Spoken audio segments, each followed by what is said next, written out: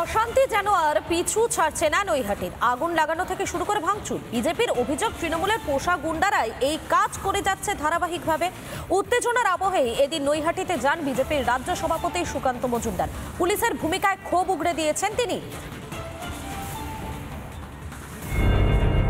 ফের উত্তপ্ত নৈহাটি। তৃণমূল কর্মীর নৃশংস হত্যাকাণ্ডের পর থেকেই উত্তেজনার পারদ তুঙ্গে।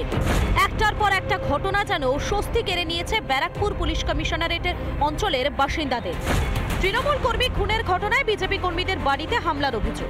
কেন আক্রান্ত হবেন বিজেপি কর্মীরা? রবিবার তারই প্রতিবাদে নৈহাটিতে বিজেপির রাজ্য নেতৃত্ব। পুলিশ সরিয়ে নিন না, আমি বলছি সনদ গুন্ডা, কত বড় গুন্ডা বাড়ি থেকে যদি বেরোতে পারে। সনদ বাবু শুধু নয়, এখানকার সাংসদ বাড়ি থেকে বেরোতে পারবে না, হিসি করে দেবে প্যান্টে। অন্যদিকে রবিবারও তৃণমূল কর্মীকে খুনের ঘটনায় এলাকায় কালো পতাকা টাঙিয়ে দেয় তৃণমূল। আর মারার যে মূল নায়ক, সে অর্জুন সিং এর সাথে মিছিল করছে, অর্জুন সিং এর অফিসে বসে আছে। তৃণমূল কর্মী কেন খুন হলেন? কেনই বা এলাকার ঢিলে ঢালা আইন শৃঙ্খলা পরিস্থিতি? এই প্রশ্নের উত্তর না মিললেও ঘটনার 24 ঘন্টার মধ্যে ব্যারাকপুরের পুলিশ কমিশনার অলোক রাজোরিয়াকে বদলি করে দেয় রাজ্য। নিজের দলের লোকেদের মধ্যেও তো ব্যবস্থা হচ্ছে। দুলাল সরকার থেকে সত্যেন চৌধুরী, তাদের বিরুদ্ধেও তো নিজেরাই নিজেদের ব্যবস্থা নিয়ে নিচ্ছেন এবং সম্প্রতি নৈহাটিতে প্রাণিত করছেন, তাই এই ধরনের কথাবার্তা বলছেন। এদিন আক্রান্ত দলীয় নেতা মুকেশ সাউয়ের বাড়িতে যান সুকান্ত মজুমদার। অর্জুন সিং এর নির্বাচনী কার্যালয় সিং ভবনে ঢুকে সেখানকার লন্ডভন্ড অবস্থা দেখেন বিজেপির রাজ্য সভাপতি। অর্জুন সিং প্রাইম টার্গেট তৃণমূল কংগ্রেসের। কেন চাই যে তৃণমূল কংগ্রেসে অর্জুন সিংকে যেন তেন প্রকারে আবারও তৃণমূল কংগ্রেসে জয়েন করাতে চাই, কারণ অর্জুন সিং বিজেপিতে থাকলে পরে লড়াই করবে। তাহলে কি 2026-এর ভোটের জন্য এখন থেকে ব্যারাকপুরের মানুষের মধ্যে ভয় ধরাচ্ছে তৃণমূল? এমনটাই দাবি করছেন প্রাক্তন সাংসদ অর্জুন সিং। তৃণমূলে একটা গুন্ডা মেরেছে, এই জিনিসটাকে ঘুরিয়ে 2026-এর জন্য পরিকল্পনা, বিজেপি কর্মীদেরকে ভয় দেখানো, তাদেরকে চমকানো, ধমকানো। গতকাল 4 জনকে আটক করেছিল পুলিশ। জিজ্ঞাসাবাদের পর একজনকে গ্রেফতার করা হয়েছে। তবে কারা এই খুনের সঙ্গে জড়িত তা এখনো জানতে পারেনি পুলিশ। স্পষ্ট হয়নি খুনের কারণ। রিপাবলিক বাংলা। সরস্বতী পুজোর দিন সকালে মর্মান্তিক দুর্ঘটনা লেদার কমপ্লেক্সে। ড্রেনের পাইপলাইন পরিষ্কার করতে গিয়ে কেএমডিএর 3 শ্রমিকের মৃত্যু। 3 সাফাই কর্মীর নাম ফারজেম শেখ, হাসি শেখ এবং সুমন সর্দার। প্রায় 10 ফুট গভীর ম্যানহোলে কিভাবে শ্রমিক নামিয়ে পরিষ্কার? কেএমডিএর ভূমিকায় উঠছে প্রশ্ন। রবিবার রাতেই আলিমুদ্দিন শেখ নামে এক ঠিকাদারকে গ্রেফতার করেছে পুলিশ, জানিয়েছেন মেয়র ফিরহাদ হাকিম।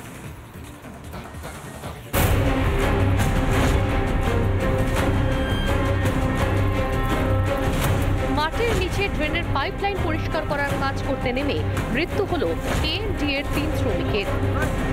মর্মান্তিক ঘটনা বানতলার লেদার কমপ্লেক্সে। পাইপলাইনে কাজ করতে গিয়ে তারা পাইপলাইনের ভেতরে ঢোকেন এবং তারপরে বিষাক্ত গ্যাসে শ্বাস আটকে মৃত্যু হয়েছে তাদের, এমনটাই এখনো পর্যন্ত পুলিশের প্রাথমিক অনুমান। একদিকে আবর্জনায় পরিপূর্ণ জমা জল, আর অন্যদিকে বিভিন্ন কেমিক্যালের মিশ্রণে নর্দমার জলে বিষ।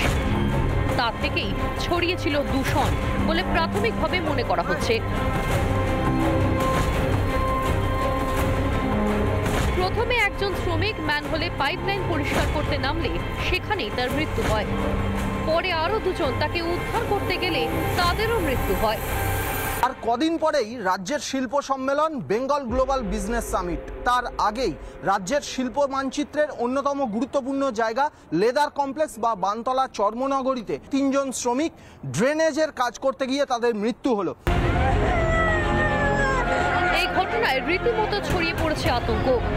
তবে মৃতদের পরিবারকে 10 লক্ষ টাকা করে ক্ষতিপূরণের ঘোষণা করেছেন কলকাতার মেয়র। মুখ্যমন্ত্রীর নির্দেশ অনুযায়ী তাদের কম্পেনসেশন আমরা দেব 10 লাখ টাকা করে।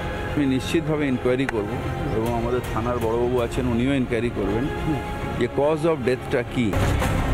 সুপ্রিম কোর্টের নিষেধাজ্ঞা সত্ত্বেও কিভাবে ম্যানহোলে নেমে কাজ? কোথায় নিরাপত্তা নজরদারি? এই ঘটনায় বিরোধীদের ক্ষোভের মুখে শাসক দল তৃণমূল।